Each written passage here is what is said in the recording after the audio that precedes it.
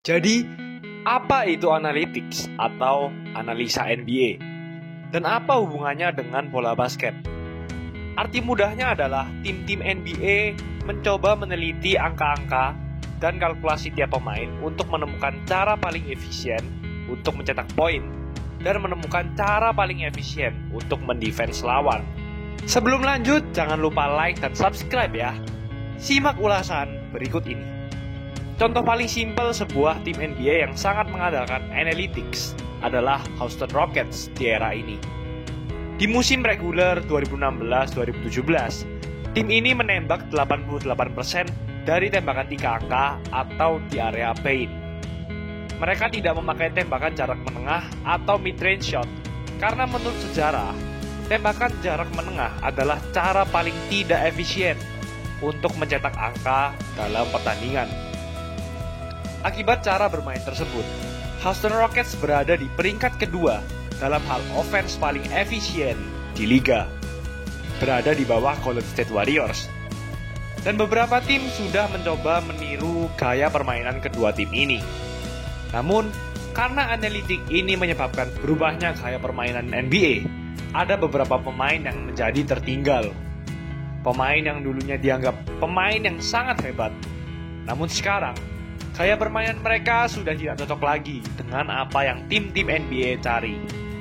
Mari kita lihat Rajon Rondo, yang dulunya dianggap sebagai salah satu point guard terbaik di liga saat bermain di Boston Celtics. Memang dia pernah mendapat cedera ACL, namun mari kita lihat angka berikut ini. Rondo 4 kali berada dalam jajaran All-Star saat bermain di Boston Celtics. Dan di musim-musim tersebut, ia mencatat rata-rata 12,4 points per game, 10,8 assist per game, 4,7 rebounds per game, 2,1 steal per game, dengan persentase 51% true shooting. Dalam musimnya bersama Sacramento Kings, di musim 2015-2016, Rondo telah sepenuhnya sembuh dari cedera dan mencatat rata-rata 11,9 points per game, 11,7 assist per game, 6 rebounds per game, 2 steal per game, dan di angka yang sama dalam persentase true shooting. Angkanya di Sacramento Kings hampir sama dengan angkanya pada saat ia menjadi bintang di Boston Celtics. Namun, mengapa tidak ada yang mengingini Rajon Rondo sekarang? Chicago Bulls mengeluarkan Rondo meskipun ia bermain dengan baik di playoff. Faktanya, saat musim terakhir Rajon Rondo di Boston Celtics, offense Boston Celtics lebih baik bila Rajon Rondo tidak bermain. Saat Rondo bermain, offense Celtics menjadi stagnan. Hal ini disebabkan karena tim-tim NBA mulai menggunakan NBA Analytics untuk meneliti angka dari Rajon Rondo dan menemukan cara terbaik untuk menjaga Rondo, yang adalah tidak menjaganya karena ia tidak bisa menembak dan ia jarang melakukan drive untuk mendapatkan foul karena ia juga tidak bisa menembak free throws. Sehingga, jika Anda membiarkan Rondo melakukan kedua hal ini, hal tersebut menjadi cara offense yang sangat tidak efisien bagi Celtics.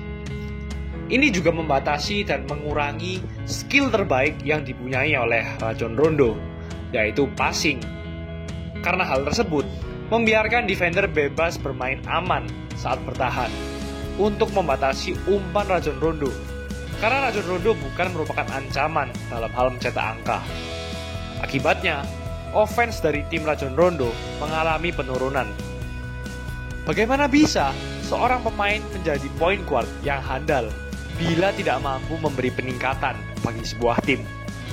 Banyak tim yang akhirnya menyadari hal ini dan menganggap Rajon Rondo tidak terlalu dibutuhkan lagi di era sekarang. Selanjutnya, Rudy Gay. Di musim-musim awal di Memphis Grizzlies, Gay dianggap sebagai pemain yang handal dan pencetak poin yang handal. Ia mencatat rata-rata 25 points per game selama 5 musim. Namun masalahnya, Grizzlies tidak mencatat peningkatan signifikan saat memiliki Rudy Gay di tim. Faktanya, tepat setelah ia di-trade ke Toronto Raptors, Grizzlies malah mendapatkan musim terbaik dalam sejarah. Grizzlies berhasil melaju ke babak semifinal wilayah barat tanpa Rudy Gay saat playoff musim 2013. Dan hal yang sama juga terjadi di Toronto Raptors. Di awal musim 2013-2014, Raptors memiliki rekor menang kalah 6 kali menang dan 12 kali kalah saat Rudy Gay bermain. Namun saat Rudy Gay tidak bermain, Raptors malah mendapat rekor 42 kali menang dan 22 kali kalah, dan kembali masuk ke playoff dalam 6 tahun terakhir. Ini membuat sejumlah analis menyebut sebuah fenomena The Rudy Gay Effect. Ketika sebuah tim tidak memainkan Rudy Gay, tim tersebut malah bertambah baik. Namun, mengapa hal ini bisa menjadi masalah? Bagaimana bisa pemain yang mencetak 25 poin per game dalam satu kali pertandingan malah membuat sebuah tim menjadi bertambah buruk? Sebenarnya tidak terlalu sulit menemukan mengapa hal ini bisa terjadi jika Anda melihat angka analytics. Rudy Gay sudah bertambah baik akhir-akhir ini dan berubah. Namun di kebanyakan pertandingan dalam karirnya, Rudy Gay seperti sebuah lubang hitam dalam offense team. Ia mencatat rata-rata turnover lebih banyak dari umpan yang diberikan atau assist. Tidak terlalu banyak menembak 3 angka, tidak terlalu banyak mendapatkan foul, dan bukan merupakan defender yang baik menurut beberapa metrik. Ia juga punya presentase usage rate atau digunakan dalam tim sebanyak 25%. Hampir sama dengan pemain bintang seperti Dirk Nowitzki dan Paul Pierce. Padahal, Rudy Gay bisa dibilang belum selevel dengan kedua pemain tersebut. Pada saat ia bermain di Toronto Raptors, ia melarang lembar statistik yang dibuat oleh Toronto Raptors, yang bisa dibilang lucu. Mungkin dia tidak ingin pemain-pemain lain melihat seberapa buruk ia bermain.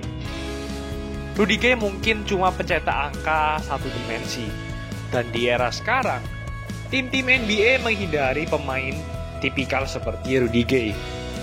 Mungkin untuk berjaga-jaga, pemain seperti ini harusnya datang dari bangku cadangan dan memiliki peran sedikit dalam offense. Dan yang terakhir, Monte Ellis. Kita tidak akan berbicara Monte Ellis yang sekarang, karena ia sudah termasuk pemain yang sudah tua. Kita akan berbicara pada saat Monte Ellis masih berada di puncak masa kejayaannya. Di tahun 2013, ada sebuah kontroversi yang terjadi antara Monte Ellis dan agentnya. Monte Ellis saat itu berusia 27 tahun, tepat di tengah puncak masa-masa kejayaannya. Ia menolak $36 juta perpanjangan kontrak dengan Milwaukee Bucks karena ia berharap mendapat persetujuan kontrak 4 tahun dengan nilai di atas $40 juta dari beberapa tim lain. Sepertinya Monte Ellis dan agennya salah mengkalkulasi value Monte Ellis dalam tim. Meskipun mencatat rata-rata 19,2 poin per game, 6 assist per game, dan 2,1 steal per game di musim sebelumnya bersama Milwaukee Bucks, Ellis bahkan tidak mendapat penawaran yang dekat dengan angka yang diinginkannya. Biasanya, dengan catatan rata-rata tersebut bisa membuatnya mendapat kontrak yang baik. Terlebih dia berusia 27 tahun saat itu. Akhirnya, Monte Ellis memecat agennya karena dianggap gagal mendapatkan Ellis penawaran yang cocok. Pada akhirnya, masalah utamanya ada dalam diri Monte Ellis sendiri. Pada saat di masa NBA mulai secara agresif melakukan analisa angka terhadap pemain, value Ellis menurun drastis tanpa sepengetahuan dirinya. Di musim 2013-nya bersama Milwaukee Bucks, statistiknya terlihat baik di kertas. Namun jika kita gali lebih dalam, kita akan menemukan hal yang menarik. Di antara poin guard terbaik di musim 2012-2013, Ellis memiliki presentase true shooting terendah kedua dengan angka 49,3%.